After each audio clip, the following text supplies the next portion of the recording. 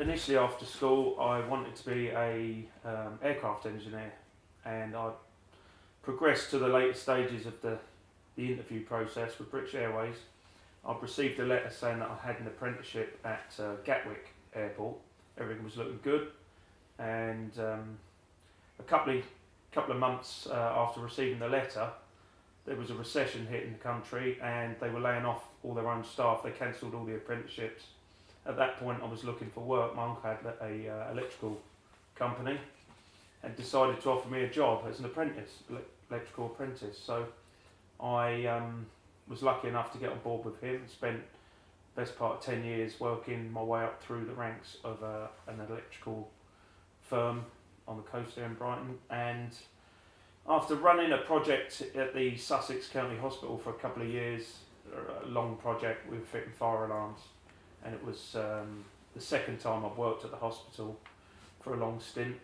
I was getting a bit bored, and my girlfriend's dad at the time was Steve Costello, and he's an electrician, and he was going off to the Bahamas, he was going off to all these far-flung countries. There was photos on his wall of him in nice climates, hot countries, working, and I said, look, you're an electrician, I'm an electrician, something's going wrong here.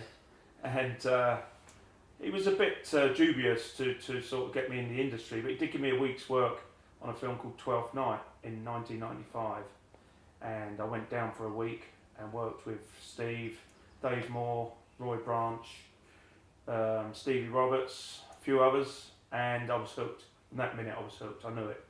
I knew that's I wanted to get into the film industry, and it wasn't until I split up with Steve's daughter that I was able to pick up the phone to him and say, look, I'm serious about this, you know, how are we going to do it? He gave me some numbers of lighting companies. I was lucky enough to get an interview the same day for Samuelson's and AFM Lighting, which is now Panelux, and got both jobs offered to me. But I took a friend of mine, Greg, and got him an interview. He was working for my uncle's electrical company as well, and got him an interview the same day at Panelux or AFM. We both got the job at AFM, and that's where it all started. Both started the same day, got a little dingy flat up in London. Went from earning a decent wage as a well-respected electrician on a building site to just being a couple of little spotty, you know, guys that are working in a lighting rental house, trying to get to know as many people, sniffing around everything, any work that was going. You know, we used to do deliveries there for AFM, and once you meet the gaffer, you try and muck in with the lads, give them a hand, and not go back. Richard Gamble was running the stores when we were there. In fact, it was him that gave us the jobs, and you know, he knew what we were up to. He used to let us get away with murder, really, because we were keen.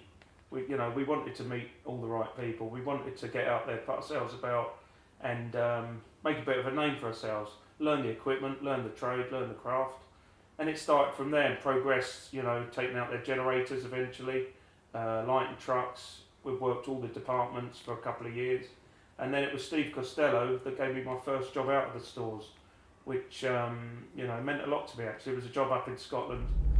We didn't actually have any lights. We were up there with a couple of floppies, poly bounces, and a van, and it was a wonderful job for a week up in Scotland at St Andrew's Golf Course and surrounding areas. So it was fantastic. You know, that was the start, and that was the way we progressed into the industry.